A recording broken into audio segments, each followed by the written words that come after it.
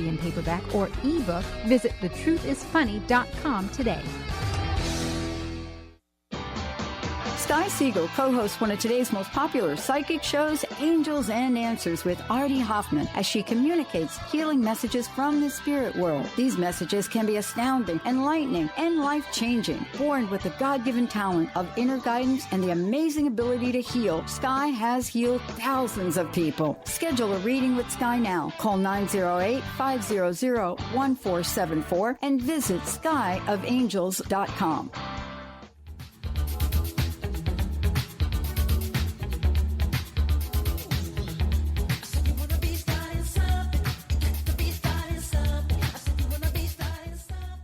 Hey, everybody, welcome back. It's so great to have all of you tuning us in, turning us on. Cultural Brilliance Radio, the DNA of organizational excellence. My co-host joining me here today, Claudette Rowley. And here's what.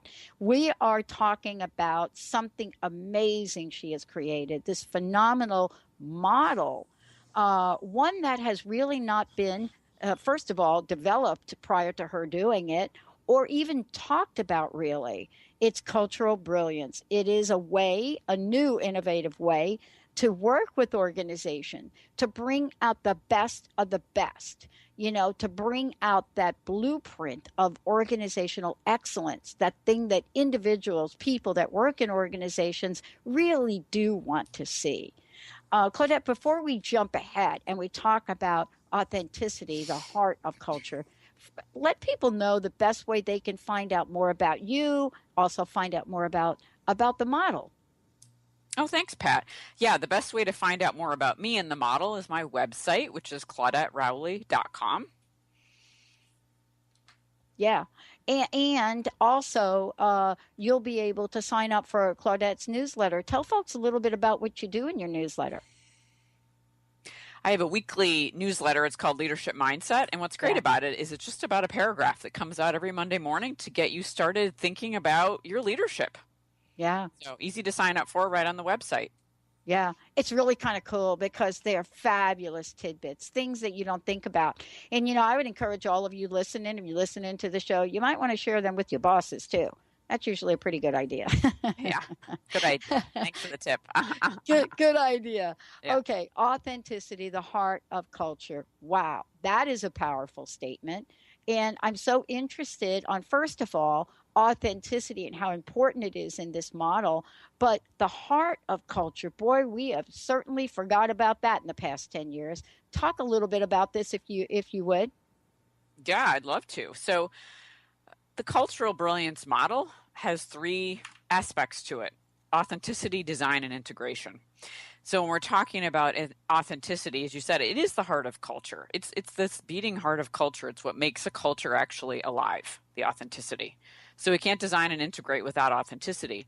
And what we're talking about when we say authenticity is really understanding what the norms are in an organization, the hidden norms, the observable norms, and being able to pull those out and tell the truth about it. Authenticity is also about aligning an organization, aligning its people. A couple of things about authenticity that I really love include things like this idea that there's a woman named Barbara Kellerman who's a well-known researcher and author on leadership. And I saw her speak last year, and she said, you know what, I no longer talk about leaders without talking about followers, because leaders and followers go hand in hand, which makes a lot of sense, right? You can't have leaders without followers. You're not going to have followers without leaders. And I believe that kind of synergy is really part of an authentic culture, understanding all the different parts and components. Another way we'll see authenticity emerge is in the form of someone who finally tells the truth about a culture. And what's coming to mind is the movie and the real life story of Erin Brockovich that most of us have heard of, where she uncovered, as the story goes, what a massive corporate culture was doing to actually make people ill. And she said, no, that's not going to happen. And we see this with whistleblowers all the time. It's someone who usually at risk to themselves in their career stands up and says, no, this isn't going to work anymore. This is not okay. And I'm going to tell the truth. And at that moment, authenticity becomes part of that culture again. Yeah. Wasn't that a fascinating movie, though? I mean, wasn't it really, didn't it really expose something that, we think is we think about this from a cultural point of view, right, Claudette? We think about, wow, that was an anomaly that company, that utility operated like that. But it really wasn't, was it? You know, No, no, right? no, it wasn't an anomaly because we see this all the time where organizations become what I call culture blind, that people just become part of the culture. And if the culture of that company in the Aaron Brockovich movie was that, we just do what we do. We don't ask questions. It doesn't really matter that we're hurting people. We're here to continue our process of, of of making money and moving forward with our own growth as an organization without thinking about the impact on human life in this case. Yeah. And that's what I call going culture blind, where people just become part of it. They want to keep their jobs, and they turn a blind eye to what is actually happening, what the impact is of this kind of a company's decision. Yeah, we do see and a lot. isn't it fascinating that if they would have had this model, if that utility company would have had this model and actually entertained having a conversation with the people in the organization, perhaps things would have gone differently. But the whole culture was sworn to silence. That is the craziest thing I've ever seen. But now we're finding out that that is not unusual, given what we've seen, recently with the banking industry and so forth. This has become the norm. How is authenticity? How is this approach going to bring innovation back to companies, right? Because we really need to have that chat. Yeah, we do really need to have that chat, right? Yeah. So authenticity, I mean, there was an article in Fast Company recently that I really liked about innovative cultures, and it talked about a process of listening, staying open, collaborating, embracing failure. And the one step that really struck me, and this is completely in alignment with authenticity, is this idea of staying open in a company, that ideas aren't always coming from the top, aren't always coming from experts, that some of the best innovations come from people who maybe are in an entry-level position in the company, maybe someone off to the side somewhere who has this particular perspective on a problem and so has a particular solution. And organizations, most of them, have a really hard time staying open-minded and long enough so that people who may seem a little bit off the beaten path within the company can come forward and say, wait, you know what? I have an answer to this. I have a particular solution because I work with this machine day in and day out, or I work on this particular website day in and day out, and I can actually give you some information that's going to help you come up with a great solution. So if companies could stay open a little bit longer, they would be able to innovate more quickly, more easily, and be a lot more productive. And I think that really goes hand in hand with this idea of authenticity, listening to people, and really allowing everyone to bring the best of who they are into the workplace and into the culture. Yeah. I don't know how many times we can talk about this, how we can talk about the best way to get some insight to support an organization's growth. And we think sometimes we can do this by being so out of alignment with what leadership says and what the people really feel and see. How do we get this alignment thing happening? You know what I'm saying? Because and I know that the whole leadership thing and pushing the direction forward without the buy-in of the rest of the organization, that can only go so far. Absolutely. Yeah. I mean, it's huge. And I think one other aspect of authenticity that we haven't touched on yet is this idea that it has this reality check built in. So that when we're looking at what's happening in an organization, people are willing to not only tell the truth about it, but be realistic. Like, this is actually where we are today. Here are the opportunities. Here are some of the threats. This is what we're actually dealing with. And from here, we can now make better decisions because we're not basing our decisions on thinking the world operates in a way that it hasn't operated for 10 years, or the way our leader thinks that maybe is in alignment with where we're trying to go. I'm fascinated by the concept of alignment, because alignment is not about everyone agreeing. It's about people saying we're willing to get behind something and align behind it and make it happen within our organization. And when we start to see cultures getting aligned in that particular way, they usually really take off. It really sets the stage for something new and innovative to happen. Yeah. Innovation is so important. And what is it? Innovate or die. I mean, we've heard this over and over again. And even organizations, right, Claudette, that think that, we're kind of doing pretty good. We're kind of holding our own. We're not really, we don't need a big innovation push. Even with that, they don't realize that their competition has already surpassed them.